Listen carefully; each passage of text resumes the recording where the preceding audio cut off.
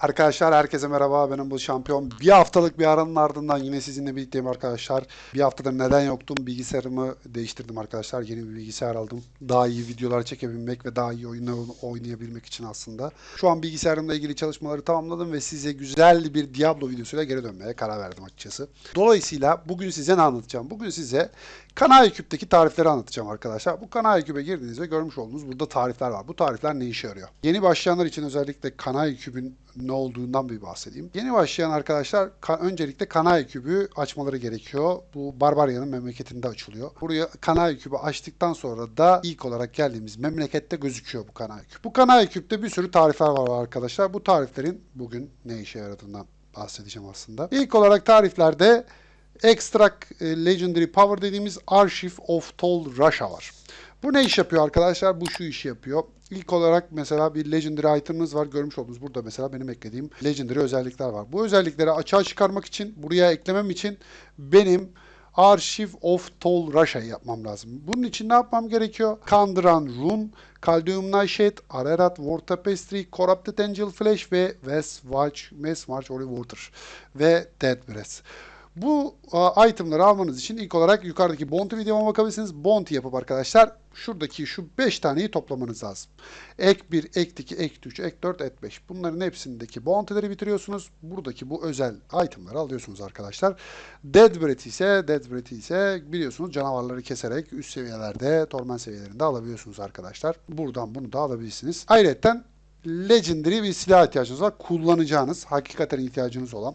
Örnek olarak ben size şunu söyleyeyim. Mesela ben yüzüklerde Convention of Elements kullanmıyorum. Çünkü bunu Kanal Küp'e koyuyorum. Bana Convention Element geldi. Ben buradakileri topladım. Bounty yaparak üstüne de Dead Breath'im vardı. Ben geldim buraya silahımı koydum. Fill dedim ve daha sonra Transmute dediğimde de bu özellik Kanal Küp'e eklenmiş oldu. Ve Kanal Küp'e gelip buradan bu özelliği seçiyorsunuz arkadaşlar. Dolayısıyla tariflerle ilgili en kritik ve en önemlisi olanı şu an anlattım size. Dediğim gibi güzel legendary silahları, yüzükleri, armorları buraya koyabilirsiniz. Amulet de olabilir, bracer de olabilir. Yani bir sürü özelliği, legendary hakikaten işinize yarayan özellikleri bir silah, bir yelek, işte buraya farklı şeyler de olabiliyor. Bracer de olabiliyor, bot da olabilir bu. Zıbın da olabilir. Yani kafanıza taktığınız hem de olabilir. Diğerinde de yüzük, amulet olabilir. Burada tamamıyla dediğim gibi sizin stratejinize kalmış burada. Archive of Tall Russia ile ilgili anlatacaklarım. Bunlar birinci tarifimiz. İkinci tarifimize gelelim. İkinci tarifimiz Reforce Legend. Reforce Legendary dediğimiz şey legendary bir silah elinize düştüğünde size. Hakikaten bu silah işinize yarıyor. Fakat bunun özelliklerini arttırmak istiyoruz. Fakat burada şöyle bir risk var. Ben genelde bunu nasıl kullanıyorum? Bir Legendary silahtan elinize 2 tane gelirse. Yani bir tane kullanıyorsunuz şu an. Bir tane daha geldi ama elinizdeki Legendary'den iyi değil. Ama ikisi de aynı silah. Burada Reforce Legendary yaparak şansınızı deneyebilirsiniz. Burada yine Kan Duran Rune, Caldeum Nightshade, Ararat War Tapestry, Corrupted Angel Flesh ve Westmarch Holy Water. Bunları zaten bounty'lerden topluyorsunuz arkadaşlar. Forgotten Soul gerekiyor. Forgotten Soul'u hırsızlardan düşebiliyor. Boss kestiğinizde geliyor. Nepelem Rift'leri bitirdiğinizde geliyor. Rift Guardian'ları öldüğünüzde. Ayrıca Legendary itemları da kırdığınızda geliyor. Yani Legendary item'ı gidiyorsunuz Blacksmith'e. Biliyorsunuz burada Blacksmith'imiz var. Blacksmith'te bunu salvage ettiğimizde gelip güzel Forgotten Soul'umuz oluyor. Böyle gereksiz 50-60 tane silah gelirse bunları burada kırıp dönüştürebilirsiniz arkadaşlar. 50 tane de ondan olduktan sonra Legendary silahınızı koyuyorsunuz. Fill diyorsunuz. Transmute dediğinizde aynı silahın ya çok daha iyisini verebiliyor ya da çok daha düşüğünü verebiliyor ya da ortasını verebiliyor. Bu tamamıyla biraz şans işi.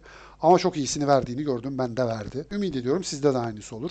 Bunu bu şekilde kullanabilirsiniz ikinci tarifi. Gelelim üçüncü tarife. Upgrade Rare Item. Bu ne işe yarıyor arkadaşlar? Bir tane Rare Item'ınız olacak. Required level'i 70 olacak arkadaşlar. 70'ten aşağısını kabul etmiyor. Bunun mesela üstüne geldim. Required level'i 70. Bunu geliyorum. Buraya koyuyorum. Fill diyorum. Ve Transmute diyorum.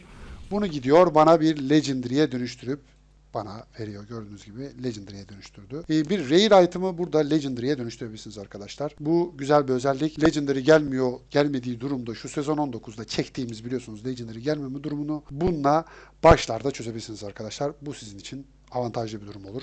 Tavsiye ederim. Bu kullanım mutlaka. Burada ne gerekiyor? Dead Breath gerekiyor 25 tane. 25 tane Arcane Dust, 25 tane Weighted Crystal. Arcane Dust Magic itemları craft ederseniz Blacksmith'te gelir. Weighted Crystal Rare itemları. Rare Super Pass'ta renksiz olan silahlar düşüyor. Bunları craft ederseniz Blacksmith'te. Bunlar da Reusable Parts'a dönüşüyor arkadaşlar. Gelelim 4'e arkadaşlar. Skill of Nifl. Bu çok kritik bir özellik arkadaşlar. Elinizde bir set var. Altılı bir set geldi. Görmüş olduğunuz gibi ben de ne setini kullanıyorum? Pattern of Justice. Pattern of Justice'ın Hand'inden 2 tane geldiğini düşünün. Fakat diğer parçaları yok. Hand'ini kullanıyordunuz. Bir tane daha düştü. Bunu setteki farklı bir silaha dönüştürmek ya da aynısına da dönüşebilir. Garantisi yok. Buraya geliyorsunuz. Silahınızı koyuyorsunuz. 10 tane Dead Breath ve 10 tane Forgotten Soul'u koyup Transmute dediğinizde set item'ı koyduğunuzda ya aynısından verir set item'ın ya da farklı bir parçasını verir. Bu sizin için avantajlı olur. Tamamlayamadığınız bir parçası varsa buradan tamamlayabilirsiniz arkadaşlar. Böyle işinizi kolaylaştırmış olur.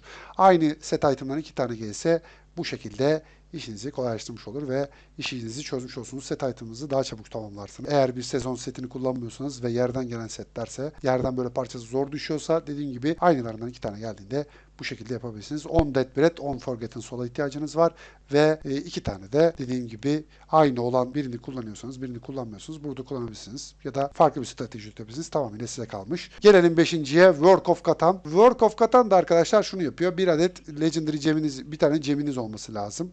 Gem of K istiyor. Minimum level'i 25 olması lazım. Greater Rift videoma bakabilirsiniz. Legendary Gem nedir? Ne iş yapar? Renklerini nasıl çıkartırız? Bunu da bakabilirsiniz. Mesela bunun renki 35. 25 renkte olan bir silah, Legendary silah. Bu gemi birleştirebiliyorsunuz arkadaşlar burada. Bu gemi birleştirince o gem artık o silahın içinde oluyor. Hangi silah koyuyorsanız. Dolayısıyla o silahın gücünü de bu şekilde daha arttırmış oluyorsunuz arkadaşlar. Gelelim 6. tarifimize. 6. tarifimiz güzel bir özellik. Darkness of Redmond Convert Gems diyor. Gemler ne iş yapıyor arkadaşlar? Şunu yapıyor aslında. Bu Ektik'e gidelim size göstereyim bunu. Ektik'te bir satıcı ablamız var biliyorsunuz. Onu anlatmıştım. Yukarıdaki videomda var bu taşlara nasıl dönüştürülür videosu var. Taşları hangi taşlara dönüştürebilirsiniz? Farklı taşlara nasıl dönüştürebilirsiniz? Skilleopedra gidiyorsunuz. Misakelenos diyorsunuz. Yine anlatayım ben size. Ben mesela kırmızı taşımı beyaz yapacağım. Essence of Diamond alıyoruz arkadaşlar. Kırmızıyı beyaz yapmak için mesela. Kırmızıyı yeşil yapmak için emerald alırsınız. Ya da topazı yapmak için Essence of Topaz alırsınız. Bu tamamıyla sizin tercihiniz işte. Burada gereksiz olan taşları böyle renklerini dönüştürebilirsiniz. Bunları alıyorsunuz. Geliyoruz kanal kübümüze. Geliyoruz buraya. Tarifimize geliyoruz. 5. 6. tarifimize. Kırmızı taşımızı koyuyoruz. Burada Essence of Diamond'ımızı koyuyoruz. Transmute diyoruz. Hokus pokus diyor ve taşımızı beyaz yapıyor arkadaşlar. Burada taşları, gemleri böyle dönüştürebilirsiniz arkadaşlar. Sizin için avantajlı olur. Tavsiye ederim arkadaşlar. Gelelim 7. resipimize. 7. resipimiz Pleasure of Even Haved dediğimiz bir özellik. Bu Reusable Parts'a dönüştürüyor sizin diğer itemleri. Magic'leri, Rare'leri Reusable Parts yapabiliyorsunuz. Bu da o işe yarıyor. Bunları silah craft ederken ve Mystic'te kullanırken özellikle işinize yarıyor. Mystic büyücü ablamız biliyorsunuz. Ona da yukarıdaki videomdan bakabilirsiniz ya da Diablo oynatma listemden de var. Orada da bakabilirsiniz. Reusable Parts'a dönüştürüyorsunuz. Yani Magic'i, Rare'i yani Weighted Crystal'i ve Arcane Dust'ı dönüştürebiliyorsunuz. Gelelim 8.'ye. 8.'de de Arcane Dust'ı dönüştürebiliyorsunuz. Weighted Crystal'i ve Reusable Parts'ı Arcane Dust yapabiliyorsunuz burada. Convert ediyorsunuz yani. Bir tane de Dead Breath'e ihtiyacınız oluyor. Burada da Weighted Crystal'e dönüştürebiliyorsunuz. Bu avantajı yarıyor. 9'uncuda da. 10. ise en kritik arkadaşlar. Kaldain's Despair. Kaldain's Despair ne iş yapıyor? Ancient Item diyor. Şimdi bu Ancient Item ne? Görmüş olduğunuz gibi silahların üstüne geldiğinizde Set Chest Armor diyor, Set Shoulder diyor, Set Hand diyor, Set Amulet diyor. Bazılarında ise Ancient diyor. Ancient Setting, Ancient Set Glow, Ancient Set Pants. Ancient olanları çok değerli arkadaşlar. Diğerlerine göre. Neden diye soracak olursanız bu Kaldain Despair'de işte onu yapıyoruz. Kaldain Despair'de bir adet Ancient Item'ınız olması gerekiyor. Bir adet Legendary Gem'iniz olması gerekiyor. Eğer silahta kullanacaksanız silahta bunu Legendary Gem'i birbirine birleştirecekseniz minimum 30 olması gerekiyor levelin. Greater Rift videomda anlatmıştım zaten. Levelleri arttırmanız gerekiyor Greater Rift bitirerek. Eğer yüzükte kullanacaksanız minimum 40 ve plus. Kıyafetlerinizde kullanacaksanız minimum 50 ve üstü olması gerekiyor. Ayrıca Flavorous Royal Amethyst, Flavorous Royal Emerald, Flavorous Royal Ruby ve Flavorous Royal Topaz. Bunları da Covetous Chain videomda anlatmıştım. Bu taşları birleştiriyorsunuz. En büyük taş yapıyorsunuz arkadaşlar. Bunlardan da 3'er tane istiyor. Siz Ancient silahınızı koyuyorsunuz. Geminizi koyuyorsunuz. Ayrıca bu taşları da koyuyorsunuz. Ondan sonra Transmute dediğinizde o gem onun içine attach oluyor. O gem de gidiyor. Onu da söyleyeyim.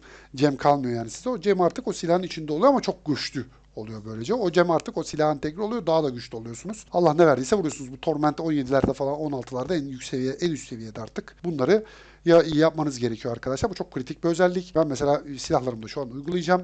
Fakat gemlerimi sürekli upgrade ediyorum. Greater Refiterek mesela 35'e falan geldi. Bunu mesela silahlarımdan birinde uygulayabilirim. Ama silahlarımda Ancient maalesef gelmedi bunlar. Ancient geldiğinde bu özelliği uygulayacağım arkadaşlar. Size böyle Kanai Küp'te yani anlatabileceklerim bu tariflerle ilgili bu kadar. Bu Kanai Küp'te de zaten ilk olarak anlatmış olduğum birinci tarifteki Archive of Tol Rasha'da bu Legendary'leri buraya özellikleri ekledikçe burada silahları mesela seçebiliyorsunuz. Elinizde farklı bir silah olabilir fakat Kanai'ye eklediğiniz silah farklı olabilir. Burada eklediğinizde üstünüze taşımış oluyorsunuz. Ayrıca burada hem kullanabilirsiniz, kafanıza taktığınız yelek kullanabilirsiniz, zıbın kullanabilirsiniz, bot kullanabilirsiniz. Burada özellikleri legendary olanları burada ekleyebilirsiniz. Yüzükleri ekleyebilirsiniz. Üçüncüde de ve amuletleri ekleyebilirsiniz arkadaşlar. Kanai Küp'te size ilgili anlatabileceklerim bu kadar arkadaşlar. Umarım açıklayıcı bir video olmuştur arkadaşlar. Kanalıma abone olmayı ve videomu beğenmeyi unutmayın. Yorumlarınız çok değerli arkadaşlar. Bir sonraki videomuzda görüşmek üzere diyorum. Hoşçakalın.